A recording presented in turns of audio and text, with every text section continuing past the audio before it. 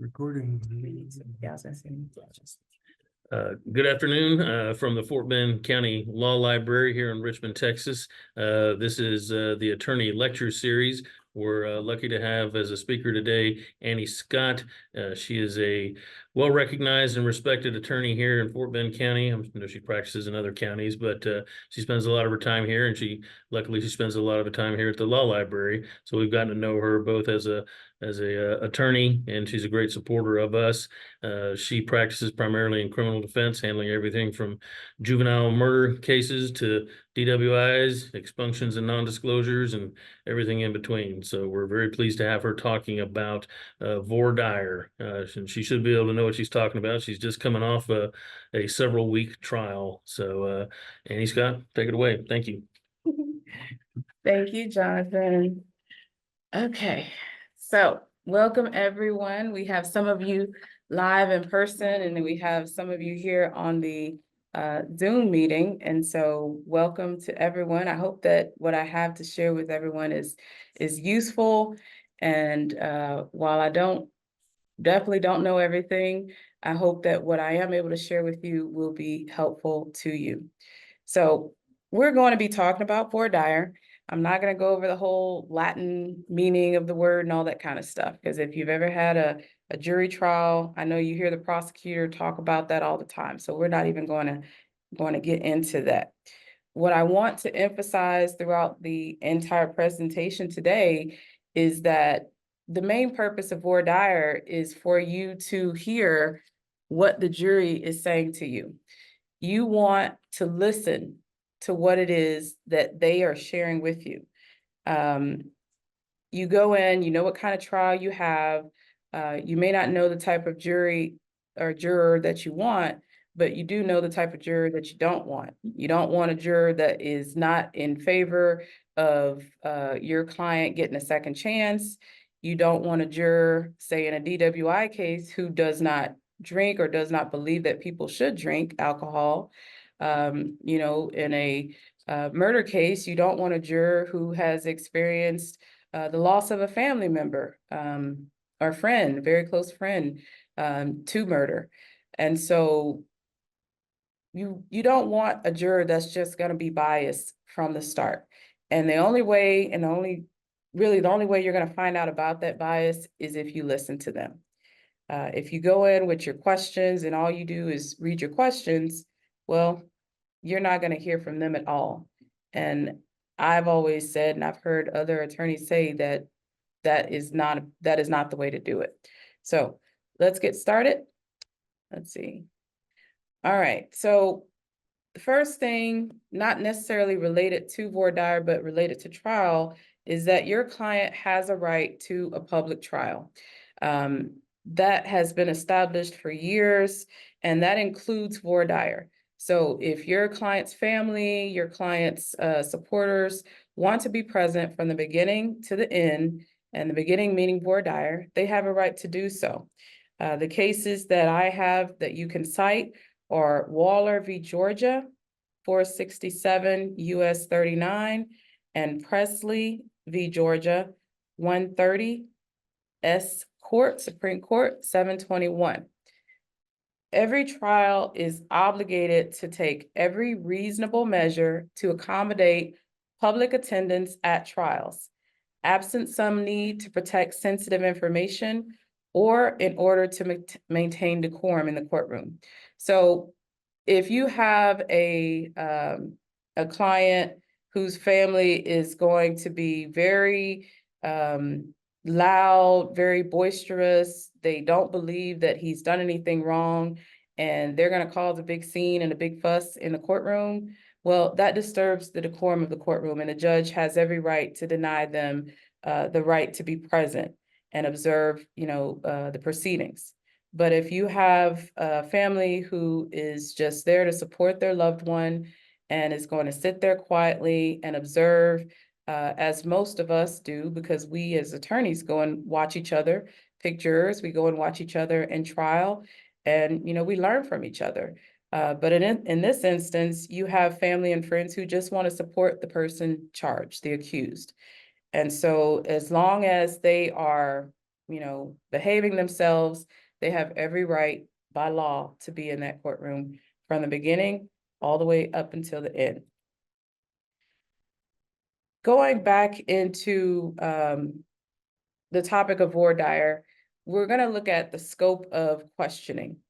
So there are many areas of permissible questioning when you are speaking with the panel of jurors, and many bases for it. Your whole point in voir dire is to find out where you can use your preemptory challenges and where you can use your calls for challenge for cause challenges. And so your preemptories, those you can use however you want. You can use them because you don't like the color of someone's shoes.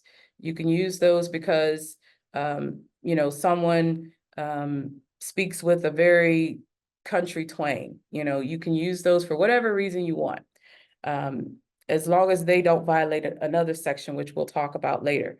But preemptory challenges, they're free for all.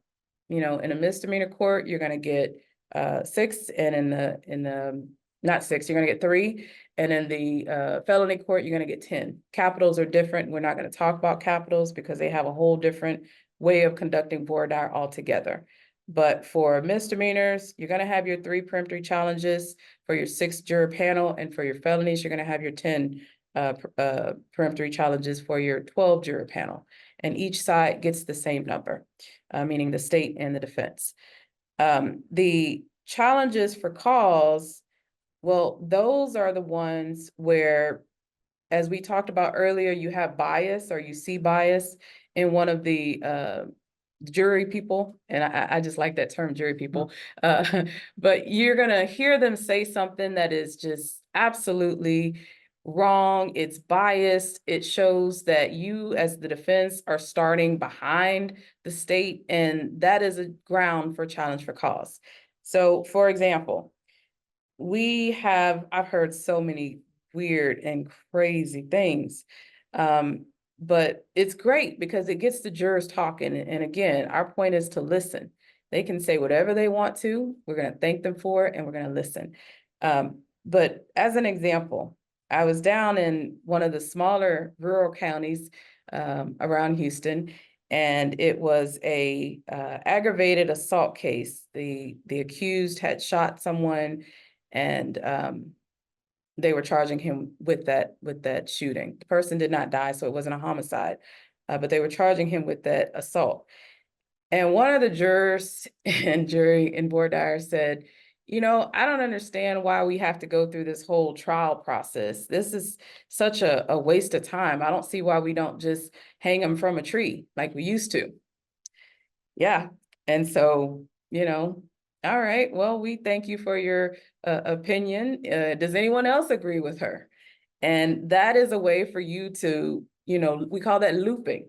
You're going to roll that question and that response over to the next juror who feels exactly like juror number 3, but they were afraid to say it. So when you thank the one juror for their obnoxious and ignorant answer, you then loop it to the next juror who may feel the same way, but was afraid to say so. So now you're just gathering them up. And those are your challenges for cause, because in any court in America, that judge is going to allow you to strike them. And in most instances, the state is not going to fight you on it, because they were just as appalled as you were when they said that. That goes to DWI cases. Again, for example, if you have someone on the panel who says, I don't think anybody should drink.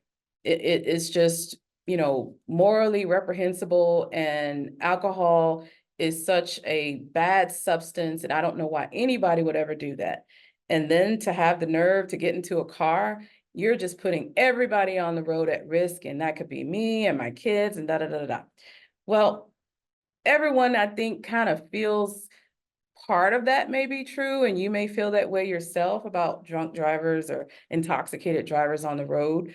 But her or his potential, his statement is a lot more than just, I don't think people should be intoxicated and driving. It is, I think even drinking is wrong. And if you do that, I already have some sort of negative feeling about you.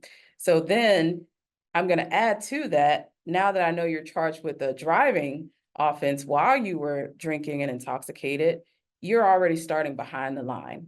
And so this is a person that you are going to move to challenge for cause, because they obviously are not starting you in the same position with the same fairness and neutrality that they should be, and that they're holding the state, the same line they're holding the state at. So you have every right to, put that as a challenge for cause before the judge. In some instances, the prosecutor will agree with you and they won't object. In other instances, they may object and say, well, they did say they don't believe people should drive or should drink alcohol, but they did have more of a strong feeling about them driving while they were drinking or after they had had some alcohol to drink. And so you may end up before the bench having that small disagreement with the prosecutor, and then you'll bring that potential juror back in. You both will ask them questions to get clarification, and maybe you'll win your challenge for cause. Maybe the judge will deny it. And that may be where you're going to use your peremptory, because you know how strongly this person feels about people who drink alcohol and drive. So the preemptory challenges, as I said, they're very broad. You can use them for any reason you want to. And for that reason, they cannot be unnecessarily limited. So you can be challenged. You can be challenged on your peremptory strikes by the prosecutor. For instance, where I see this often is if you have stricken someone who is of a minority class, and the complaining witness is a minority, and so you strike all those people. The state can ask you, why did you strike that person? Was it because they were from a particular specific minority class? You better have a reason why that is not related to that reason, because the judge will inquire. We do that often with the state, and it's called a Batson challenge, where we're asking the state to explain, why did you use all your peremptories on all of the minorities on the panel? And again, they had better have a reason for why they used them, other than, it's because that person is from that class. So you can use your peremptories in any way you want to, but you better make sure that they are not used as an attack against particular race, a particular religion, a particular, sex or gender. Or, I mean, you can use it for, you don't want any women or whatever, because your guy is a rapist or something. But there are some protected classes in which you can't. So if someone's disabled, for instance, you cannot use a peremptory challenge against them because of their disability, especially if you can show, and it's been shown, that they can hear you, they can understand you, they can pay attention throughout the trial, and their disability is not going to hinder them. So you cannot use a strike against them. That's illegal. Okay, so there are things you can use it for, but there are things that you can't. But it is not unnecessarily limited. If you do reach a situation where you think the judge is trying to unnecessarily limit you, and they're taking all of your peremptories and they're saying, nope, you can't strike any of them. Well, the case to look at, and there may be some others, but one is Mathis v. State, and that's 576 Southwest 2nd, 835. And that will explain to the judge that you can use your peremptories however you want, as long as you are not attacking any of those protected classes and those protected reasons. So we're still under your scope of questioning. You can ask any kind of questions you want. You will be given a limited time.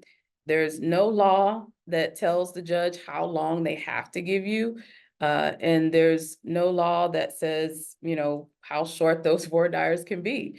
And in some instances, both in state and in federal, the judge themselves do most of the voir dire.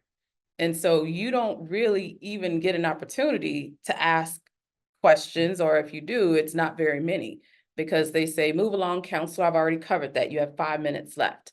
I mean, what can you really ask someone in 5 minutes, especially if you're trying to get a feel for how each of these jurors think. But that does happen. So you need to make sure that your scope of questions are used in a manner to allow you to exercise your peremptories and in a manner that will allow you to exercise your challenges for cause. You tell the judge, Judge, I believe my question is proper because I am seeking to discover this juror's views on an issue that is applicable to this case. So that is your response. Anytime you're asking a question and the state objects to say relevance or whatever, or the judge has a problem and says, counsel, you need to move along. I don't see how that applies here. Well, it's not your job, Judge, to see how it applies. It's my job to put forth the best defense, and I don't have to reveal what my defensive theory is. So this is a proper question because I am seeking to discover what this juror's views are on an issue that I believe to be applicable in this case. The case to cite in that response is Smith v. State, 703 Southwest 2nd, 641. And so this should allow you to continue forward and ask the questions that you need to ask to be able to use your challenges. In jury selection, you need to make sure that you are engaged in the panel. As I said before, your job is really to listen. I know you have questions that you want to ask. I know that there are pertinent issues specific and particular to your case that you want to make sure to cover with the jury, but you're going to have to weave those in while you're listening to what the jury is trying to tell you.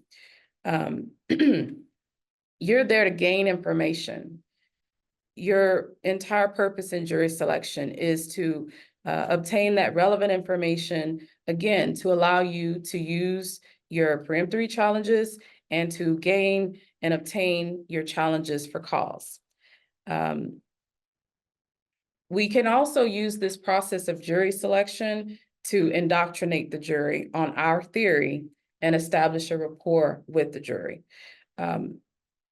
This is really one of the only times, and in fact, it is the only time before trial that you're able to speak directly to the jury and engage with them, have a conversation with them.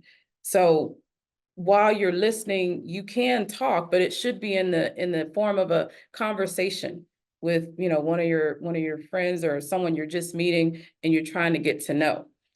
You want to indoctrinate them on what it is that your client believes happened or on what it is that your client is going to be presenting as his defense.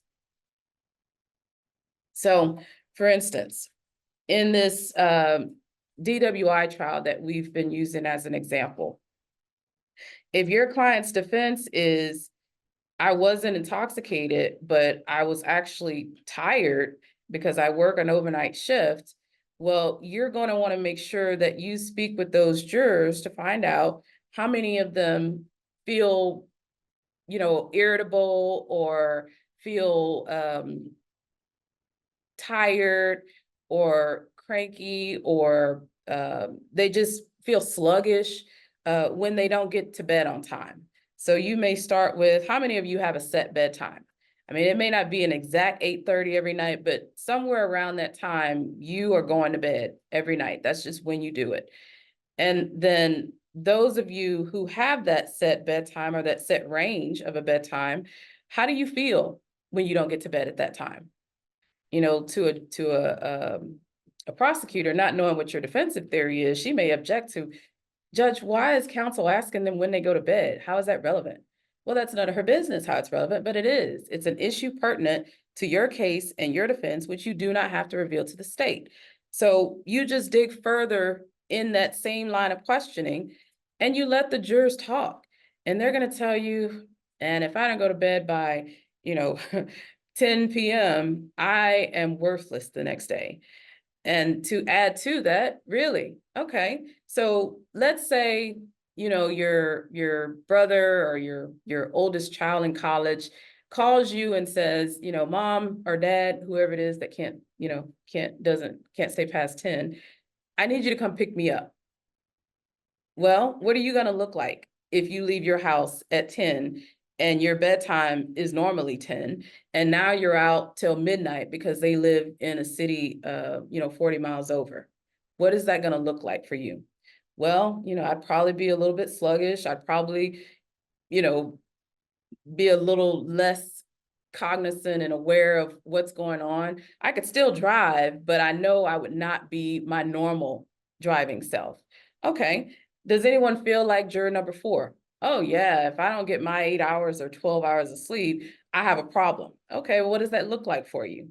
See, I'm not giving them a whole bunch of questions. I'm giving them a little snippet to get them talking. And that's what you want to do. You want to loop, again, following and rolling over what you've said to one juror and the response that that juror is given to now talk to the next juror about the same thing. And if they add something else that you find is, really beneficial to your case, and you're like, ding, ding, ding, they just said exactly what I want the jury to do. Well, that's great because you didn't have to put it out there, and you can build upon it and just go down the line. Juror number 7, how do you feel about that? Okay, great. Juror number 8, how do you feel about that? Great. And you just keep going until you feel like you've gotten that theory that you've put out there nailed in. It's locked in, it's baked in, and you feel confident that all the other jurors have heard it. Some of them, or a lot of them, have agreed with it. And so when they get back there for deliberations, they're going to remember that. And you can also remind them in your closing, which we're not going to cover today, but indoctrinating them to your theory is a really big deal. It's just as important as using your challenges. And that's kind of how you do it. All right, so building that rapport with the jury. We've talked about that. That is just honestly getting them on your team. I want to say something as simple as making them like you. Because if they like you, they're going to listen to you. If they don't like you, they're not going to listen to you. And so having eye contact with them. When I have a voir dire or I conduct a jury selection, I literally make contact with every single juror in that first 3 rows. As far back as I can see clearly, I make eye contact with every one of them. And I just look at each one, I pause for a second, I smile, I look at the next one. This is while I'm asking questions. This is while I'm getting the responses. This is when I direct a question to one, I'll look at that one. But then after I've finished asking and I'm allowing them to respond, I'm looking at them, but I'm also looking at the person next to them. I'm also just, trying to make an eye contact with the person in front of them. And they feel seen, just as you would. When you talk to someone and they're looking at you, you feel seen, you feel heard, and it just generally makes you feel good. It shows that you respect what I have to say, or at least you think that's what you want it to show, is that you respect what they have to say. And so I do that intentionally, purposefully, and I've heard from jurors, they really appreciate it that I made eye contact with them. They said, you have really good eye contact. I said, well, thank you. And they don't know how nerve-wracking it is for me to look at them when I don't know them, but I'm trying to make a point and I'm trying to indoctrinate them. I'm trying to bring them onto my team, and I'm trying to determine if they like me. If I look at them and they look away, well, that's probably a sign that I need to, bring them back in. But if I look at them and they smile at me, well, it's a good sign that maybe they're listening, maybe they like me, maybe they don't, but at least they're listening. They acknowledge that I see them, and they know that, and I know that they see me. So eye contact is good. Prepare impactful and reflective questions to allow the jurors room to express their true self. It is very easy for us as lawyers to go on the defense, especially defense lawyers. It's very easy for us to go on the defense. So when you ask a question of a juror and they give you a response, and you know that that response hurts you and that the rest of the jurors heard that, you want to instinctively shut them down immediately. Please stop talking. But you can't say that. You have to be you have to be calm, and you have to, I always say, I appreciate your answer. I don't like it, but I appreciate your answer. I respect that's how you feel. That's a good response. Thank you is always good, and you don't have to say any more than that. And then you move on by looping it to someone else. Who else feels like they do? I'm glad that they showed me that they hate my client. I'm glad that they showed me that they hate me. How do you feel, juror number 4? How do you feel, juror number 6? And just keep going until you feel like you've at least gotten the first 3 rows, because that's usually where your jury comes from. Feel like you've gotten a response and a feel for each of those persons in that first 3 rows, and allowed them to express their true self. You don't want to, in the same instance, we're talking about not getting defensive. You don't want to go into what I've seen a lot of lawyers do. And that is, well, okay, well, I understand that you say that people shouldn't drink alcohol, but what's wrong? What do you think is wrong with that? Or do you think someone who drinks alcohol is an alcoholic? Okay, and so I can see how on both ends you can use that to your benefit to get to your peremptory or get to your challenge for cause, but it's the tone that you take when you're doing it, and it's the stance that you take when you're doing it. If you have an angry expression on your face and you come in close to that person, and if this person's in the front row, you're leaning on them and you're talking down to them, it can be portrayed in a very defensive manner, and that person either is going to shut down and stop talking to you, or they're going to attack you back because they feel like you're attacking them. So you have to be very very observant and very conscious of how your responses and how your questions even can be interpreted by the jury. Because while you may need to shut one juror down, if you shut that one down in the wrong way, you will shut other jurors down as well. And then you've lost, I would say you've lost, period, but you've lost a good opportunity to get more open and true feelings of other jurors, because they feel like they're going to be attacked for how they feel. So just be cognizant of that, be aware of that, and practice just smiling and saying, thank you for that. Who agrees with that juror? Because I want to see who the other people are who have bad feelings about certain things that my case is involved in. Okay, challenges for cause. Let's talk about them a little bit more. When you ask a question on the law or the primary issue of the case, and the juror answers in a manner that indicates that he cannot be fair, you have to use looping, and you have to lock him in. So some of the bases for, again, for challenges for cause, or people who have a really strong opinion about whatever this offense is, or about some of the specific particular issues in which your case is going to involve.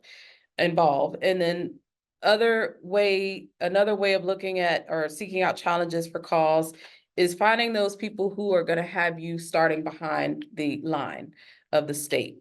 Some examples of that, where, like I told you before, a juror cannot be fair. Let's go away from alcohol for a minute. Let's go to assault.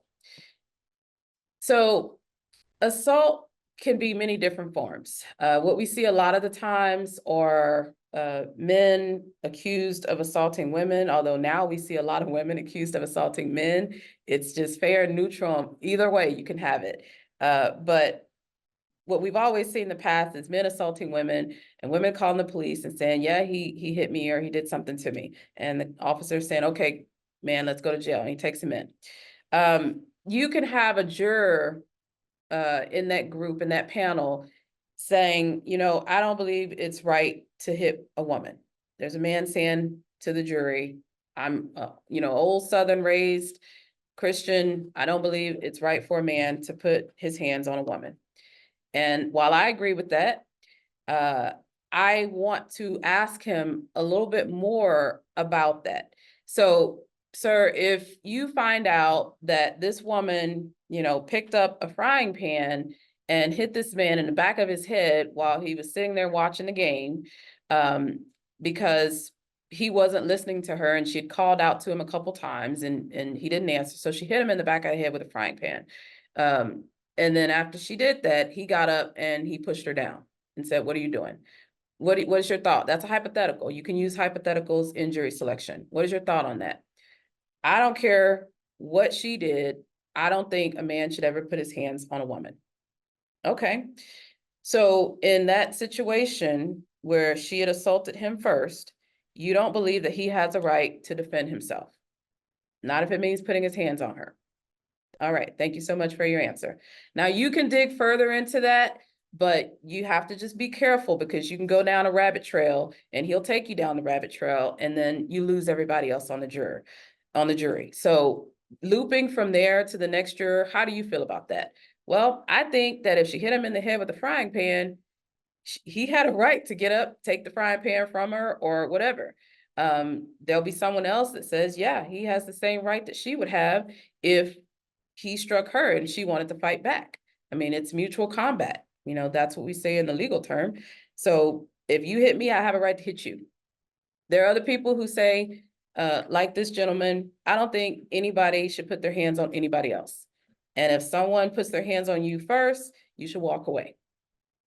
Okay, well, you give them a hypothetical. If they still stick to that position, all right, you can push them, but you may end up, maybe alienating some of the jurors, or you may end up just going down that rabbit hole and a bunch of types of questions and areas issues that you don't even want to be dealing with in your case. So ask your questions, find out what their strong opinions are. And if the opinions are so strong and you cannot waive them from it, then this may be someone that you can ask the court to, you can object to them under a challenge for cause basis. Starting behind is another area for challenges for cause. And this is where you say in a case of assault, we'll stick with assault. This young woman hit this man in the head with a frying pan. This man got up, pushed her down, and took the frying pan and maybe he hit her with it. Okay, so to the gentleman who says you should never put your hands on a woman, I don't care what she does, that's his position. He feels very strongly about it. It's ingrained in him. He was raised that way and he will never deter from that. So, sir, would you say, based on that opinion, that very strong opinion you have, that me as the defense and my client, we are going to be starting behind the prosecution in this case? Because you are going to believe that the victim, the complaining witness, that is the main witness for the prosecution, is going to be ahead. You're going to believe what she says. And if she says she did what she did, you're going to start her ahead and give her more credibility and lean more toward a guilty verdict on her behalf because of my client having put his hands on her. He'll say, yeah, she's starting ahead. You guys, the defense, are starting behind. Okay. Who else feels that way? Again, loop, loop, loop. You loop all the time. Every question, every response you get, you're going to want to loop. In the DWI case, ma'am, you said you don't believe in anybody drinking alcohol. Okay. So if you find out, this is a driving while intoxicated case. So if you find out that my client had 5 beers and then, he felt he was good enough to get in his car and drive home.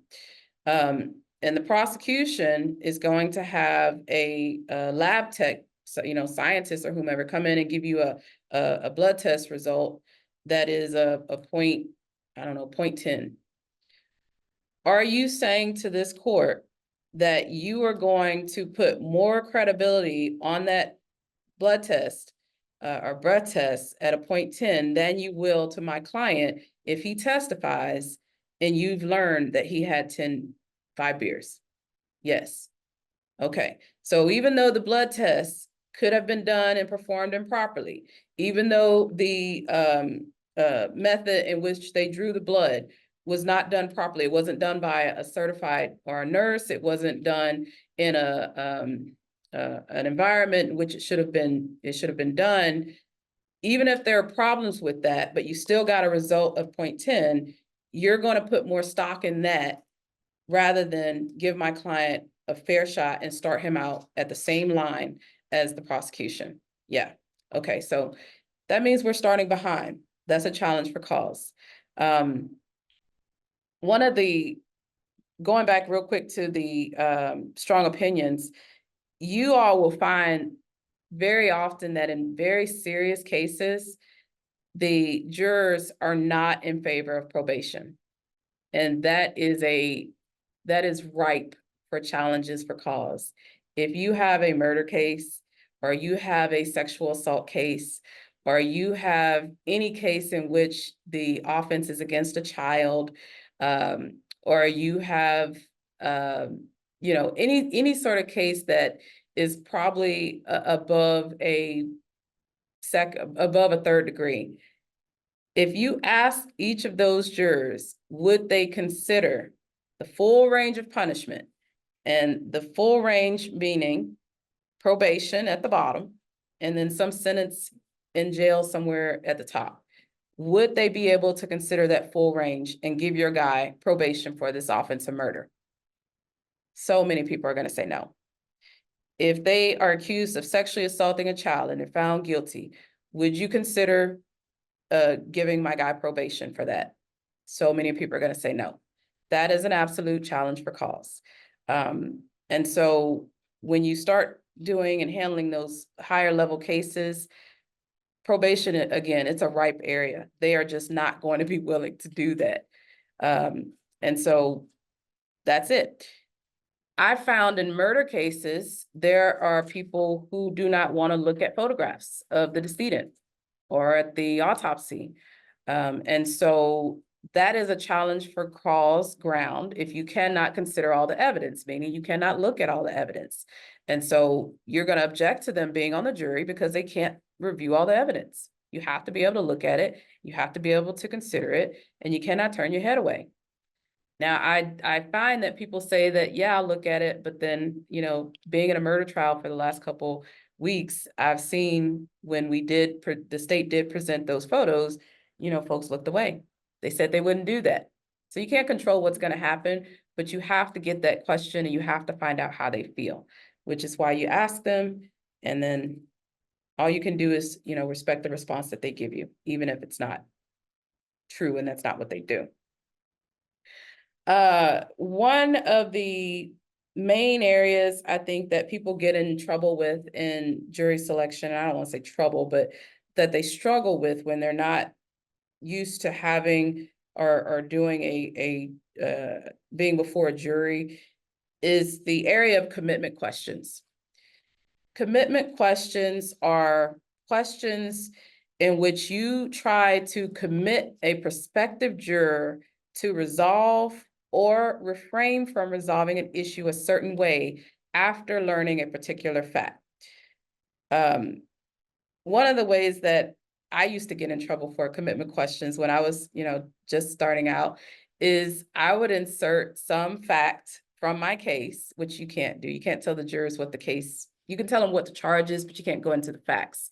But I would insert some fact that I thought was really important in my case, like a DWI. I'd say if there was an accident, you can do that. But if there was an accident and it was because he was driving on the wrong side of the road, would you be able to find him not guilty if, and then I insert that other magic fact? Well, that's a commitment question because I've inserted an additional fact that was unnecessary in order to commit this juror to reaching the verdict that I want him to reach. The prosecution does the same thing. Would you be able to convict the person if I show you a blood test with a result of 0.10 or 0.30?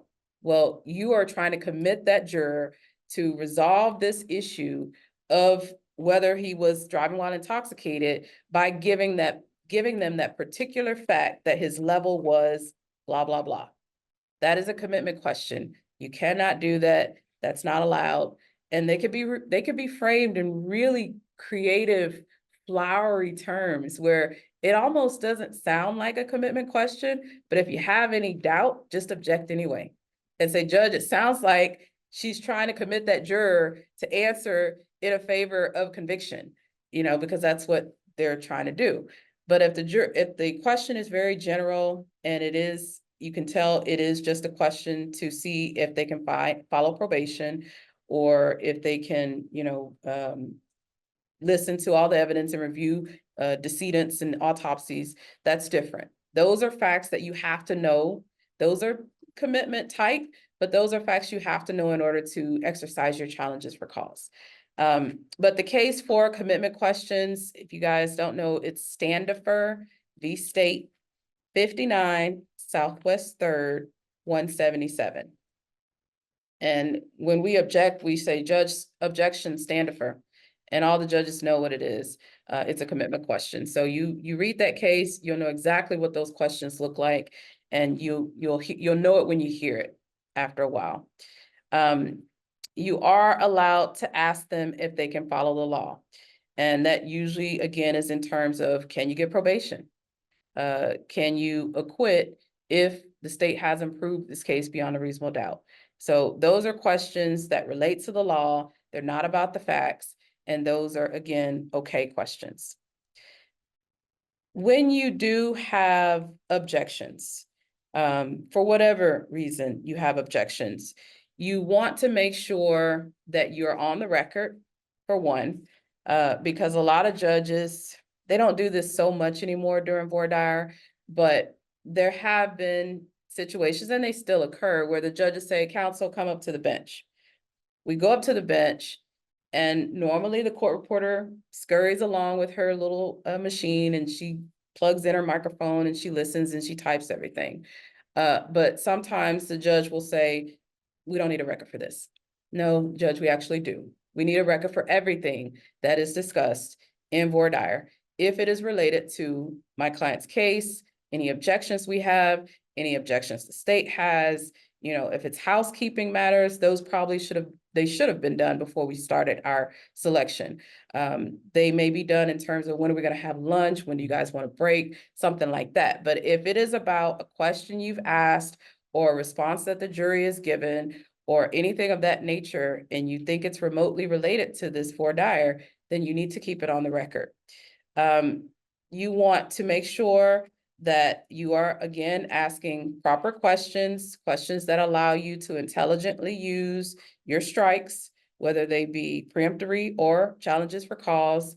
And if you get to a point where, I told you about this time constraint, if you get to a point where the judge says, okay, counsel, your time is up. Well, Judge, I'm going to request additional time. And he says, no, I'm not giving you additional time.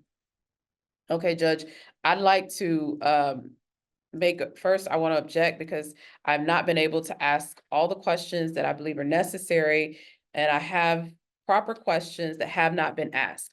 So that's when you may want to have those questions written down, and then you're going to read those into the record. You're going to make a bill. You're going to read those questions into the record. If I had been given more time, I would have asked the following questions, and then you just read them out into the record. And when the judge starts to hear what those questions were, a lot of times they'll say, okay, go ahead. Now, that's only going to happen if you have not wasted time, you have not gone down some of these rabbit holes that you didn't need to go down, and you haven't continued to ask the same question over and over and over again. So you have to have used your time reasonably in order for a judge to see that these additional questions, had you had more time, would have been able to be asked. And also, these are questions that are proper and they are needed for you to be able to use your challenges and your preemptories. So you can invoke the Texas Constitution, Article 1, Section 10, which is your right to be heard. You can also point out that this error that the court is attempting to do, which is stop you from, continuing with your voir dire, is preventing you from intelligently exercising your preemptory challenges. If the court continually shuts you down and you've made your record, you've made your bill, then you need to go on, complete your voir dire, use up all of your preemptory challenges, because you have to strike people that either the court did not strike for your challenges for cause, or people in this instance that maybe you did not get a good fleshing out of what their true feelings were. You have to use up all of your preemptory challenges, and you have to ask the court for more preemptory strikes. So those are two things that are required for you to preserve error. Use all your preemptory challenges and request more strikes. Then when the panel is set, you have to identify the juror that you would have objected to had you been given additional strikes. And this person is now seated on the jury, and you would have stricken them from the jury with the preemptory if you could. So obviously, this may be one that was a challenge for cause, but the judge overruled your challenge for cause and they stayed on the jury. You then asked for additional preemptories. He wouldn't give them to you, and now this person's on the jury.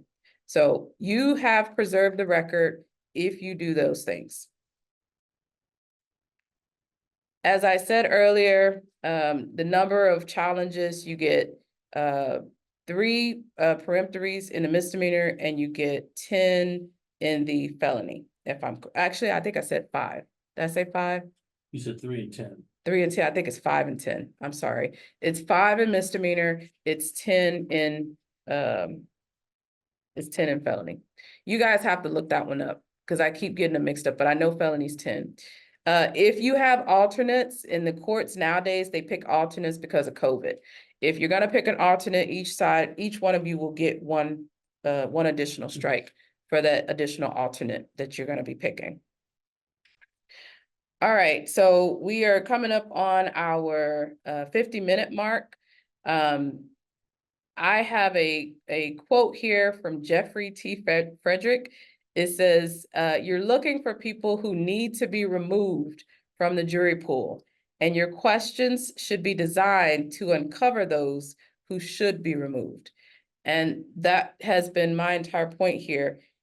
You are asking questions solely to give you an opportunity to hear from these juror people what it is that they feel, and then you use that to intelligently make your strikes, whether it be preemptory strikes or challenges for cause. I don't have any more.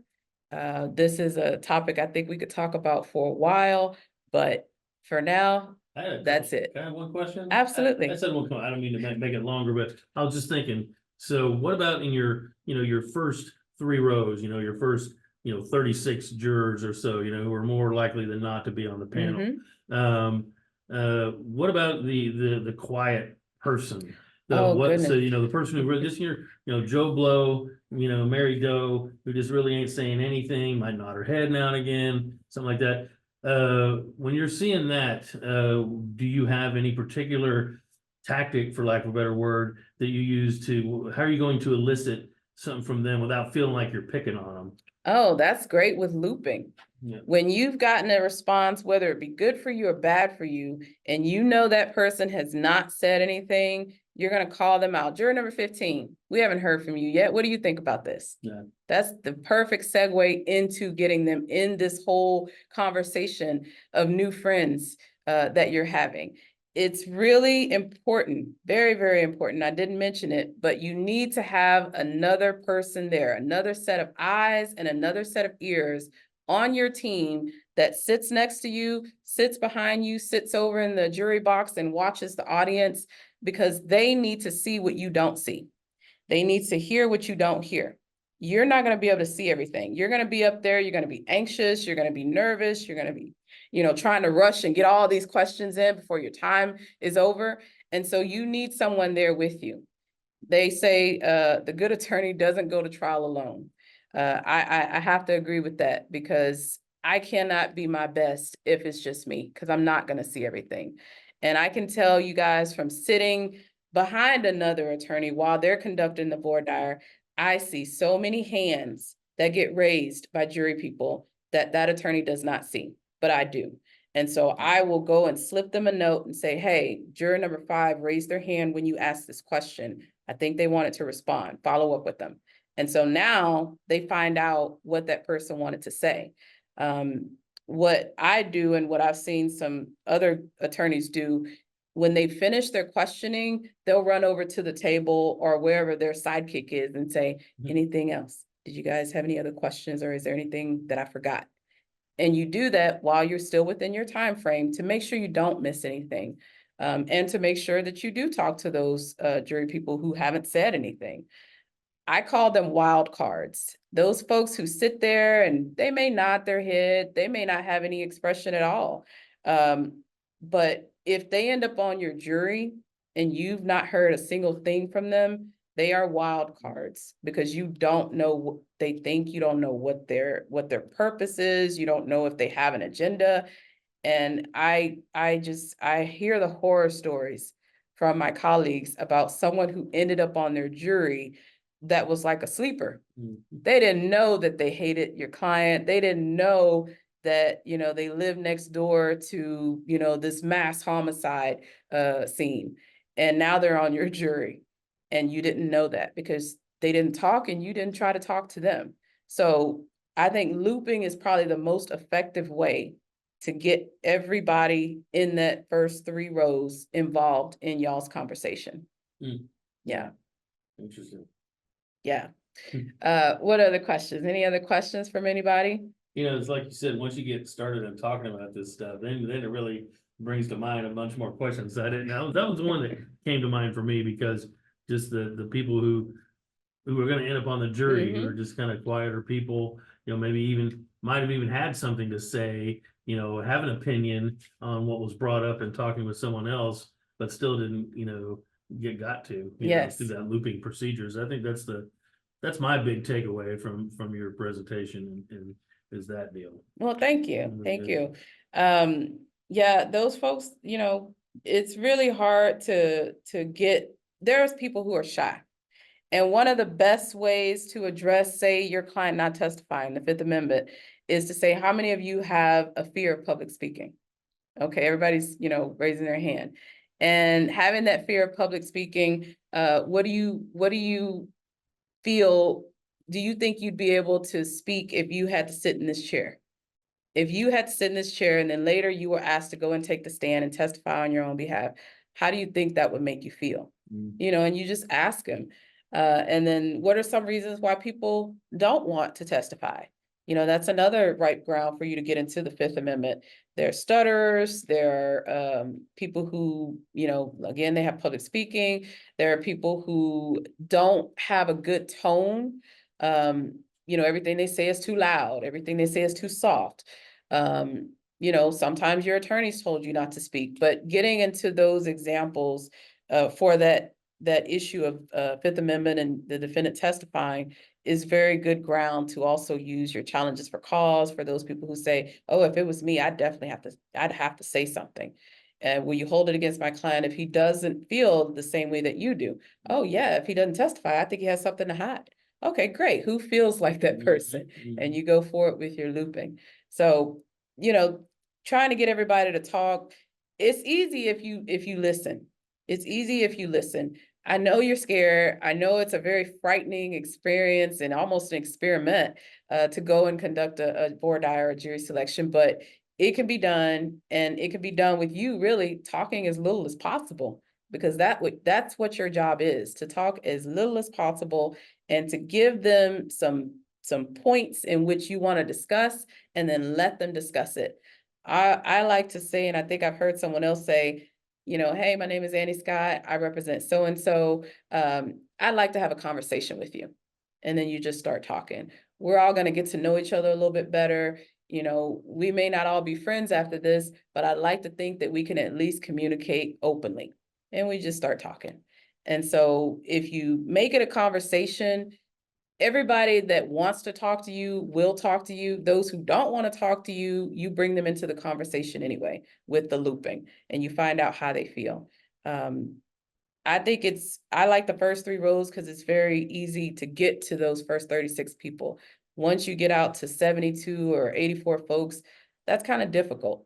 But if you see and you get through part of your voir dire and you've gone in 20, 30 minutes and you've almost challenged for calls, everybody in the first 2 rows, well, you better start going back and talking to those people in 48 and 52 and everything, because that's probably where your panel is going to come from.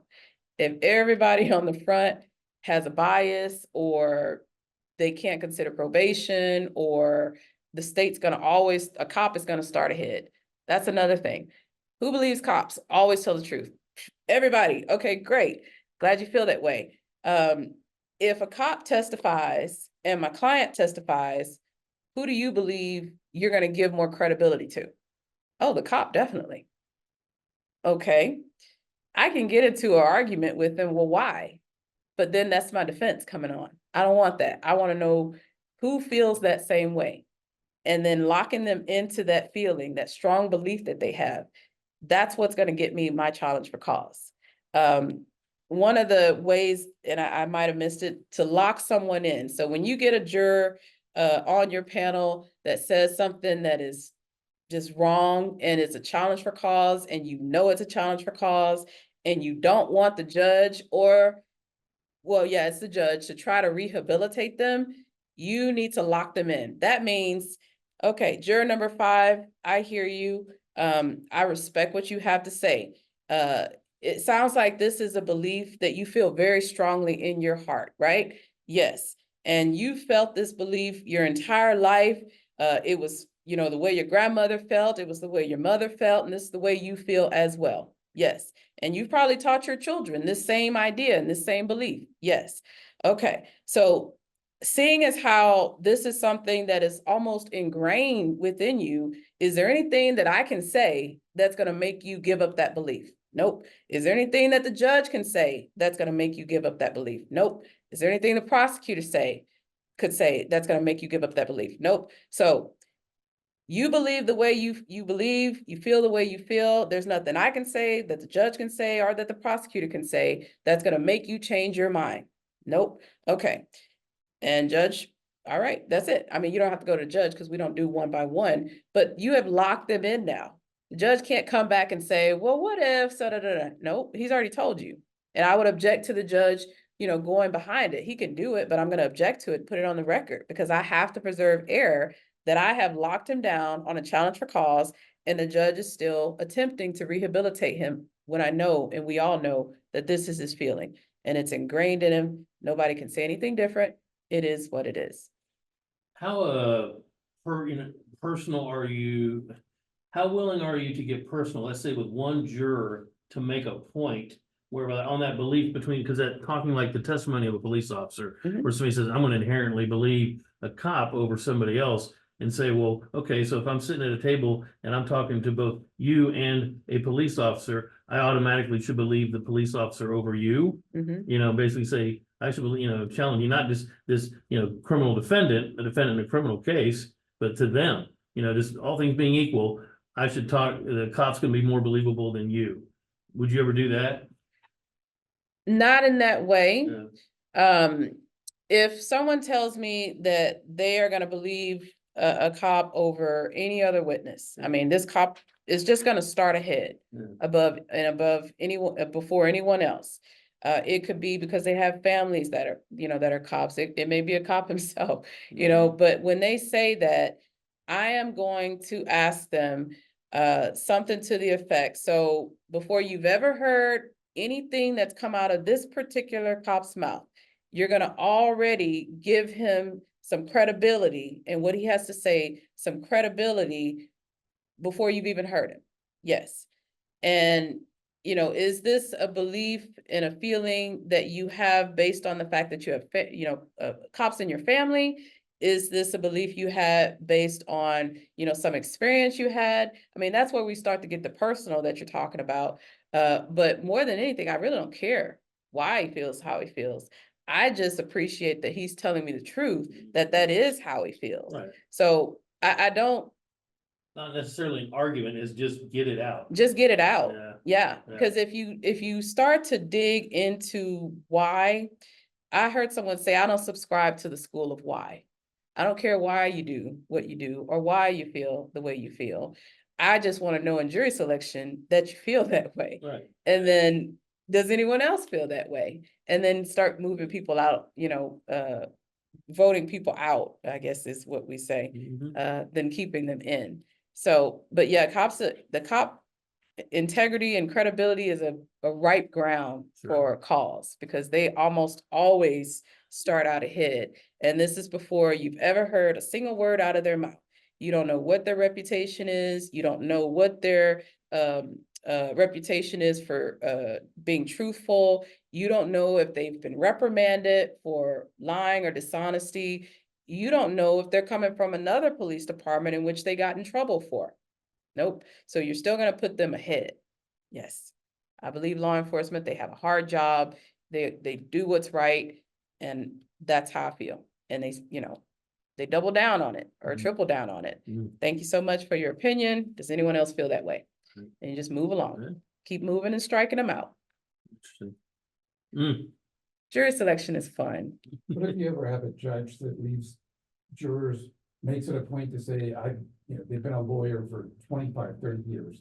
But in reality, they've been licensed that long, but really have not, they really never were. They did something else. They happen to have a law license. And they leave jurors after which the verdict comes down. And they're left with the impression that this person really knew what the judge really had a command of the law, when in fact they didn't. Yeah. And so somebody said, you need to limit that, you need to get that out.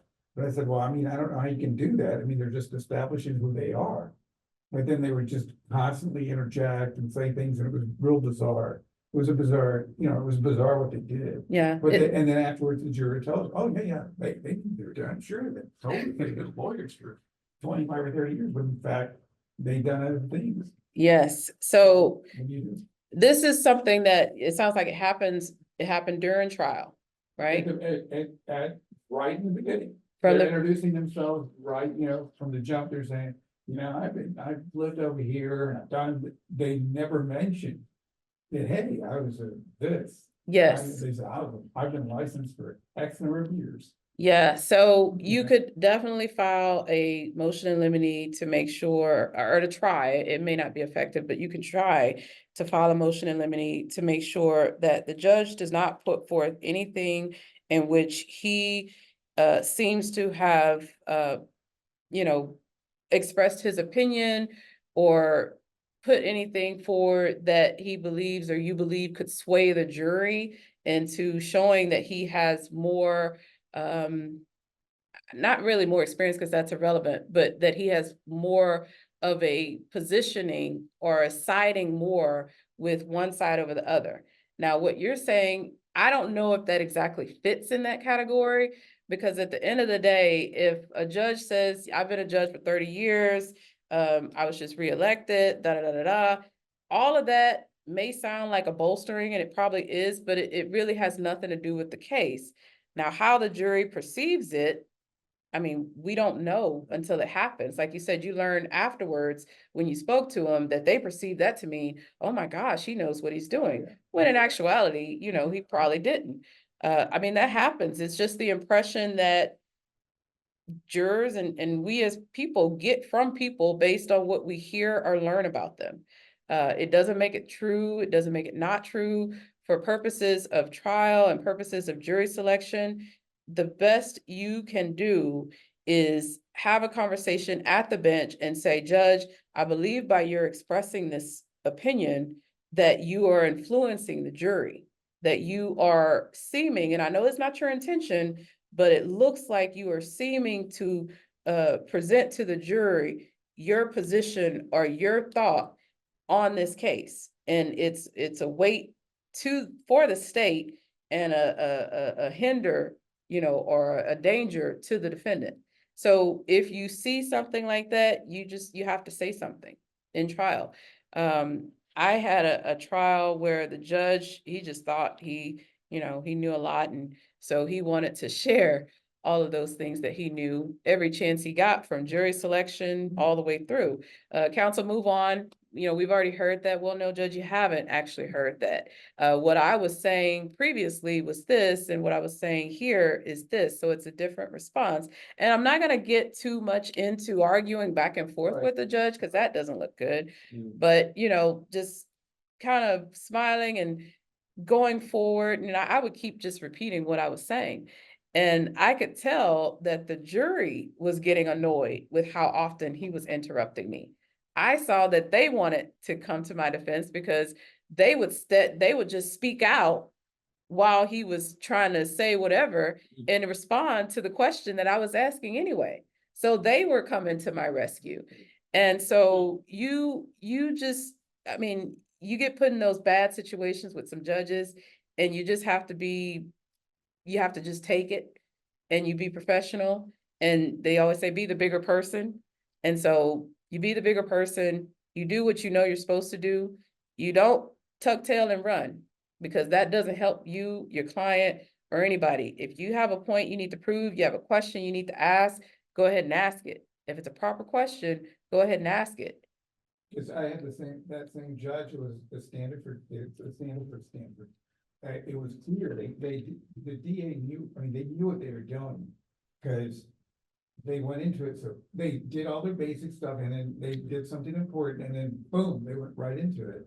Yes. And he did it so quickly, they laid it out there, and it was clear, it was almost, they looked at the facts from the report, and that's where I know that Stanford applies or should apply, but then he doesn't know, the judge doesn't know. Yeah. So it's like, it's clearly that's what they were doing, and they were looking, and it was bad. I thought it was pretty bad. They're gonna do it again. They'll do it again with this judge.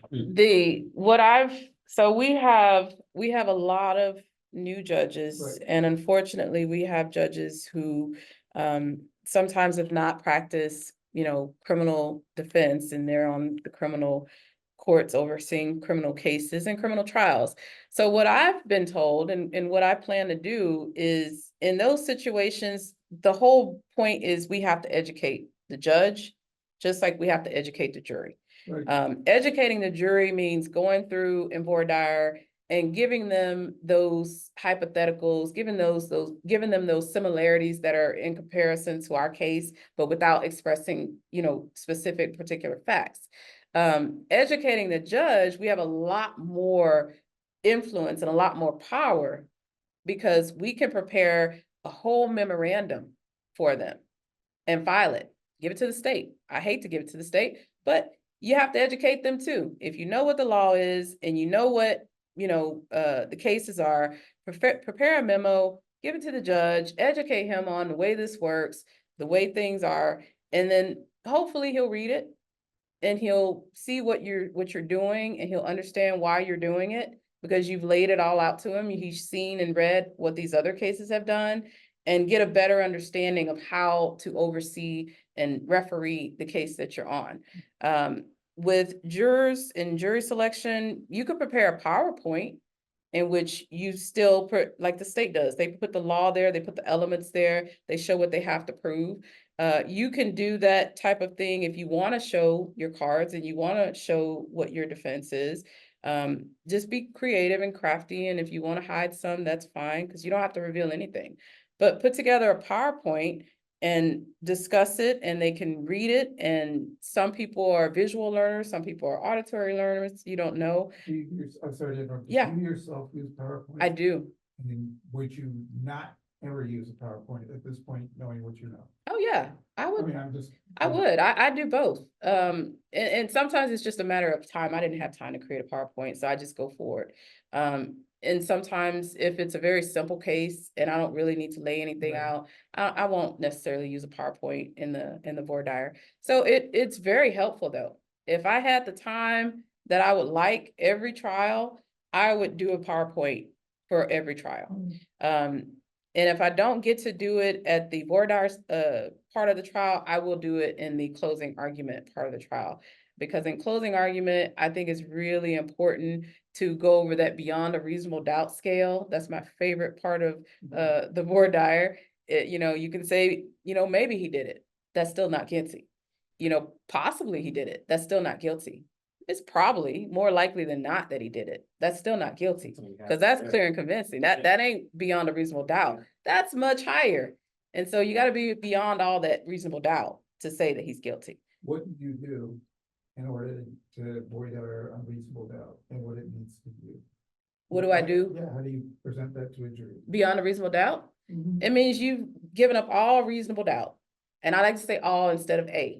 All reasonable doubt must have left and escaped your mind that you feel, you know, you can't say without a shadow of a doubt because that's not Right. the definition anymore. But you can't, it's that little scale is perfect. You can say he probably did it. And a lot of people will feel comfortable saying, yeah, he probably did it. If you feel that way, you have to acquit him. You have to vote not guilty. If you say, I don't know, but like I said, it's more likely that he did, then that's still not guilty. And so going through each one of those that's one of the reasons why I use a PowerPoint in Right. closing, Okay. because you can see that visual and I can point to each one and I can give them different testimonies throughout the trial and what someone said. I can give them different evidence that's been presented and admitted into trial and all of that together and still show them how you still have a reasonable doubt. And I tell them there's no way you don't have a reasonable doubt because there'll be a gap between some of that. There'll be a gap in the testimony they heard, or there'll be a gap in the evidence that they saw. There'll be something missing. And what's missing can give you a reasonable doubt in your head. And the state had a duty to clear all reasonable doubt from your head and your conscience. So when you go home, you don't think, maybe I did the wrong thing. You need to feel confident beyond all reasonable doubt that you did the right thing if you're going to convict him. And most of them, you know, I'm not gonna say most of them, but a lot of them really do put some thought into that. Because you do have to think about this case. I tell them a lot in my closings, I get to go home after this. The state gets to go home after this. You know, maybe Mr. John gets to go home after this. But if he doesn't, you're gonna be in your kitchen 1 year from now, 2 years from now, and this case is gonna be in your head. This case is gonna come across your thoughts. And are you gonna believe at that time, based on the verdict that you gave, that you did the right thing? Mm. So, there you go. Yep. Annie, thank you so much for coming and talking. I think, you know, your presentation, this is you know, had to prepare for us.